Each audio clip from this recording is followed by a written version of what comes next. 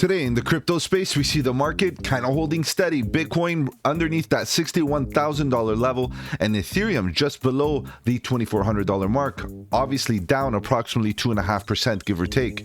The rest of the crypto space, the altcoins, are also trying their best to hold up. We have a few gainers like Aptos doing pretty good, Stacks holding steady. However, there are some dips throughout this market that could be bought at the current levels. In today's video, I want to talk about the general market. I want to use Bitcoin as a leading indicator. But more importantly, I want to talk about one project, despite the negativity, is still holding strong, and it could be giving us a buy the dip opportunity any moment now, and that project is called SUI. So you know what? Let's talk about the news, let's analyze the charts, and let's strategize to capitalize.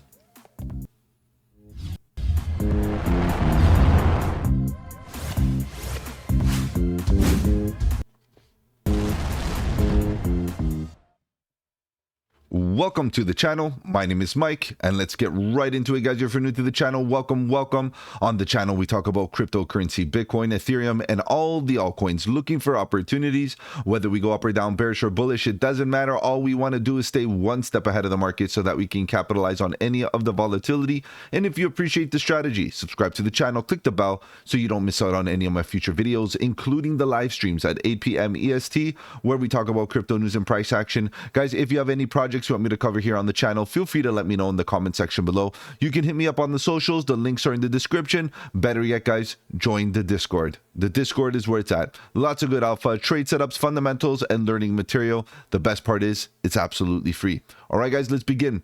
Let's see what's going on here with the general market first, and then we'll take a look at SUI. Obviously, we want to look at Bitcoin as well, to just use Bitcoin as a leading indicator, because if Bitcoin keeps on coming down, guys, if Bitcoin keeps on taking its hit, and of course, if the scenario in the broader scheme of the markets keep on falling, you know, it's not looking the greatest for crypto in general, right? It's not looking good for the entire crypto space. So we can see that the overall market cap is slightly grinding to the downside still. It is in a falling, descending wedge. You see it did fall below the $2.2 trillion mark, down 2.5%. Not a good look. Of course, it's not what we want. We do see the trading volume kind of holding steady here. The sell pressure is still on, so we got to understand that, you know, there is some market participation involved here in this dip. You know, there's a slight trend to the upside, as can be seen. Do we go up for another higher high on volume? Meaning, do we increase and get, you know, the market dipping further to lower levels? And of course, if that happens, we're going to see the alts fall. We're going to see Bitcoin ideally at least hold steady, but it's most likely going to fall as well. Bitcoin dominance at the current moment is definitely in favor of Bitcoin. And of course, guys, join me live tonight at 8 p.m. EST. We'll talk about Bitcoin dominance. We'll talk about Ethereum. We'll talk about any other projects that you may want me to cover. There's a great time to basically request the projects that you're interested in, and I'll give you some setups. We'll look for some opportunities. Definitely looking pretty good for opportunity, no doubt. As we see the market is dipping down, we have BNB coming down, Solana coming down. Guys, that's the basic consensus is in the last 48 hours or so, we've been getting few dips. Now, some of them are not in double digits, right? Double digit dips. XRP down 11% in the last 7 days. You look at this last 7 days pretty much across the market. You can see Cardano 15%. Okay. AVAX 15%. Fine. And as you keep on coming down, you have Chainlink down 16%, Polkadot down 16%. So we're almost there. Near Protocol, guys, down 20%. That is significant. So as you can see, the top 20 altcoins, the larger caps, are basically right now falling significantly. And if you compare it to Bitcoin, where Bitcoin's down 7% and the rest of them are down, you know, 15, double digit pretty much, guys, it's not a good look for the altcoins. This is why we're seeing the Bitcoin dominance rise. So Near Protocol is obviously in a great scenario to be buying and potentially scaling in if you're looking for entries on the sidelines. And you can see SUI. SUI at the end of the day is still okay, still within structure. As long as it doesn't break below lows, we're still okay. We'll talk about SUI in a second. Let's just scrape through the rest of the market. We'll take a look at Bitcoin, then jump right into the SUI chart. We do see a lot of dips, a lot of grinding to the downside still. You know, a lot of these are still producing those descending wedge type of patterns. We have Stacks getting a bit of a choppy reaction here, which could be the beginning of a pivot point structure. Obviously not bad of a scenario there if that were to be the case, to see Bitcoin. Bounce would mean that stacks will get a heavier bounce in the next little while. 8% is not bad. And we have some others. Monero has been not doing well in the last little bit anyway. So maybe a bit of relief is what it's looking for at the current moment. Yeah, so that's that. Aave, and some green, sure. Filecoin for some green, but really, still, you can see the trend is still coming down. Now, again, the trend is your friend until it isn't. And we have to be prepared for when the trend ends and potentially looks for that reversal. Even if it is just a bullish response, we want to make sure that we have some skin in the game for that response, because a response can turn into a continuation of the broader trend and perhaps, see Bitcoin hit the top of the range. But because Bitcoin at the end of the day, despite all this negativity, is still fine. And we'll talk about Bitcoin in a second. And as we keep on going down, Injective, you can see it's down 18.2%, definitely in a good scenario for an accumulation, for a nice buy order. We have Phantom coming down as well, almost 10% in the last 24 hours. We have to understand that top gainers such as Phantom, in the last little while, Phantom has been doing great. The reality is that, in the last 7 days, a lot of those gains have been pulled back, but from its bottom, even from its breakout phase, Phantom is up 50 plus percent. So the reality is it's not bad. It's not bad of a scenario. Even if we're coming down, that this is the opportunity to be scaling in. If you haven't got a position in Phantom, you could be looking for your first few entries as you DCA down and as it hits those horizontal levels of support. Thorchain, Rune also dipping. Guys, we got a lot of dips. Any other ones that were really interesting? Arweave are coming down 23% in 7 days, guys. Pith, another 15-16% in the last 7 days. This is what we need. Those double-digit dips. Arweave is definitely in that zone to potentially, to be piling in. Quant going sideways, up 3%. But guys, Quant is at $68, at least showing strength at supports. That's great. FT and Fast Token showing strength here for a breakout. Good stuff there. And Flare, and that's about it, guys. We see the market in general is down red. Dips everywhere. Some of them in double digits in the last 7 days, as can be seen. Take full advantage, guys. At DCA, nice and slow. And of course, take advantage of any opportunity that's going to be coming our way and be prepared. Definitely. All right, guys, let's jump right into some charts. I know you're here to talk about price action. So let's take a look at Bitcoin. What's happening with Bitcoin? Nothing really, to be honest. Nothing really. If you look at the price action in the last 2 days, we've been holding support quite nicely, which, is maybe giving us indication that this becomes, a level where we do get a spring and a back test after this 200 daily EMA. Let's look at this in a little bit more detail. At the end of the day, we did come down clearly, but we also did get a higher high. As you can see, local high, obviously. We're waiting to see what happens, based on a test on these highs. Now, we could see that the trend clearly, including tops, is very clear. Now, we could, drag this down to potentially, manipulate the trend line to include a little bit more. We could obviously, manipulate this a little bit more to include, and we can make things happen. That's why, trend lines, you just be very, kind of loose about them, right? At the end of the day, I like to be as accurate as possible, in the sense that, look, we hit tops. We're close enough here. I guess close enough there. Now, are we close enough here? No, I don't think so. And you can see that the reaction is not even one that I'm proud of. And the reality is, we know why we've been coming down here. The scenario in the Middle East is definitely giving us a catalyst for a dip. The black swan events are not tradable events in my book. They're very difficult. And as we see Bitcoin hold steady here, it gives me the indication that, yes, it is not a bad time. Absolutely not a bad time to get in a DCA zone, to basically start DCAing.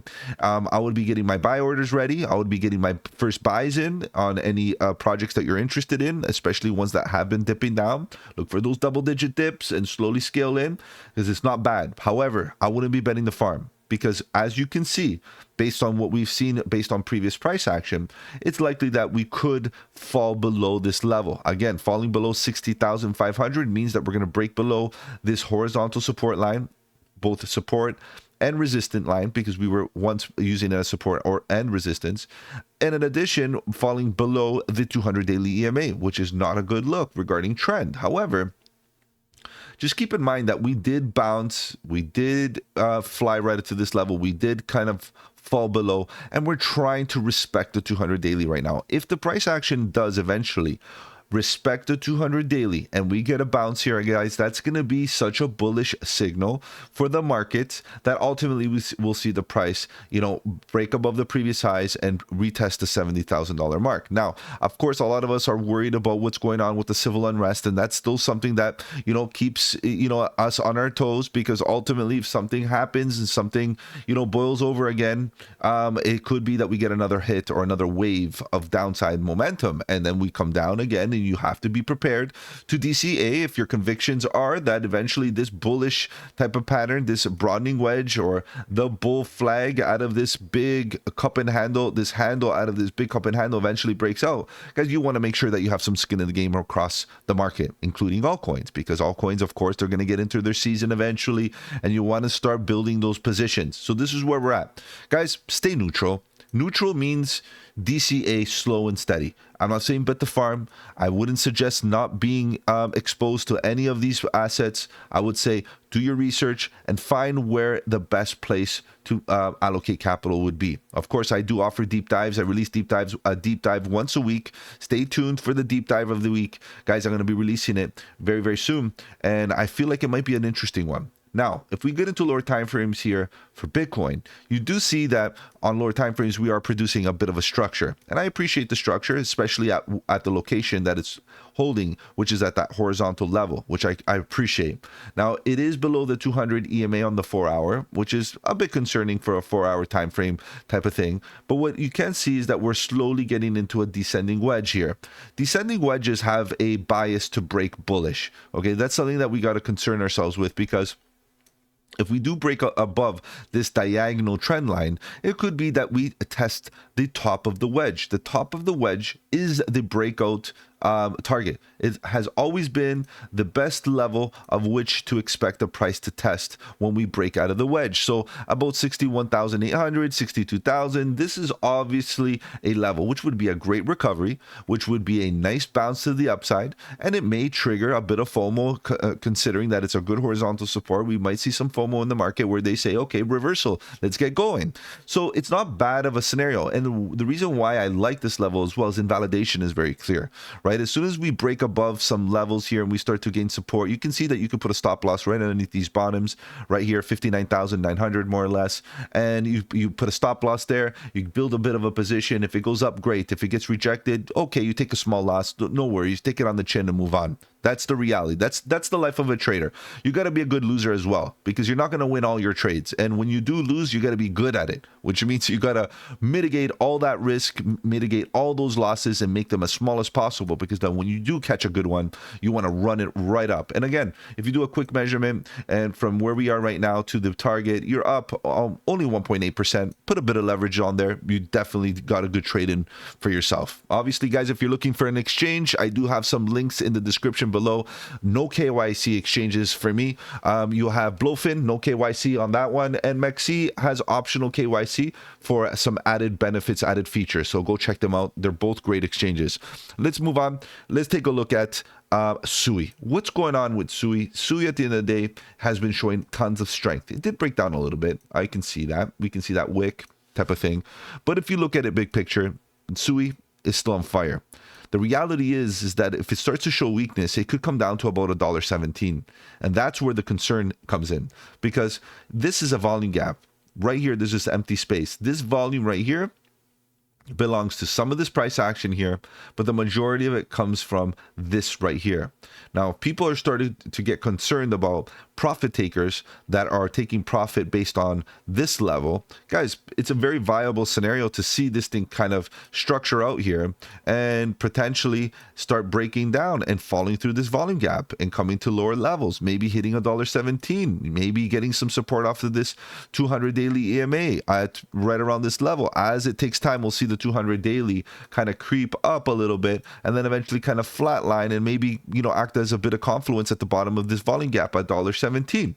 So these are levels of which I keep in mind. And why I keep these in mind? Because I want to ensure that I have capital ready to deploy just in case that gets there. In case the price gets there, I don't want to be left with no dry powder to deploy, because that's the worst feeling ever. You have a great opportunity and you do not have any cash on the side. So that's what I always do, is make sure that I identify my levels and I ensure that I have some capital reserved for those opportunities, right? So this is obviously a good zone because of the top of this volume gap. If we do get support off this top and these bottoms and this top and this bottom, and you can see that we could get a nice little bounce here, and this volume could actually hold up and go for another bull flag. So let me show you what I mean. You see that if we can consolidate here, at least we can put a stop loss right underneath and go for another bull flag. Why couldn't that happen? We got a lot of volume into this price action, lots of market participation, lots of confirmation to suggest, yes, we're bullish. Let's get going. Now, again, like I'm saying, there's nothing wrong with seeing the price actually consolidate, break down, maybe inverse head and shoulder, break down and come down to this level. Okay, so just keep that in mind. That's the bearish scenario. So before I get off this time frame, let me just put this line back in. Let me get rid of this artwork here because the charts get messy. And then what I'm going to do is put a couple arrows in so that we can keep this accountable. Right here is not bad, but just understand, if it doesn't hold support, you could stop yourself out and reaccumulate down here at lower levels, just in case, because really this is where you have the point of control. You have the 200 daily EMA very close by. You have a lot of liquidity as well here to act as support, and we can definitely hunt liquidity at these levels. Definitely, you can see two big spikes of volume here to hunt liquidity. So I appreciate this zone if we do come down there. I want to have capital to deploy. Now let's get onto the 4-hour real quick to see what's happening. You can see, you know, a bit of weakness here, but the volume, guys, as it's grinding to the upside, the volume keeps on looking good. So why do we have to be too fearful here? I'm not too fearful. I am more fearful at the, from a broader perspective, but I'm also would be fearful of not being able to catch a nice dip if it does happen. Okay, so that's the reality. Nothing to be worried about. It's just like, it depends on how much profit you're in, because you should be having a plan to protect your gains. If you bought in here at these bottoms, green arrow, even green arrow, average entry, maybe about 70 cents, you may want to consider at least putting a stop loss right here. Because at $1.11, you're at least closing off in profit, but you're slightly below all the potential support levels, which means it's likely that you won't get stopped out if you put yourself at $1.10 or something like that, and you're still in profit. If you bought here and here, your average entry at 69 cents, 70 cents to $1.20, $1.10 almost is at a level where you're doubling your money, which is not a bad scenario whatsoever. So what we really have to do is, number one, wait for structure. Number two, let's anticipate if it does come down, we have capital to deploy. If it doesn't come down, buy into the structure, and you know, let's hope that we get that bull flag for a continuation to the upside. So it's not bad, both the 4-hour and even the daily, and everything's looking good. It's just the bigger macro conditions, the bigger landscape of the world right now is putting a lot of fear, uncertainty, and doubt as we see Bitcoin fall, Ethereum not looking the greatest, Bitcoin dominance is rising. Do we get into altcoins? These are all big questions, guys, and we'll discuss it live tonight at 8 p.m. EST, where we talk about crypto news and price action. Guys, if you have any projects you want me to cover, that is a great time and place for you to join, and I'll definitely make those requests happen. If you want to follow me on the socials, the links are in the description below. Feel free to join the Discord. The Discord is where it's at. Lots of good alpha, trade setups, fundamentals, and learning material. The best part is it's absolutely free. Take care, guys. Have a good one, and don't forget, buy the dip.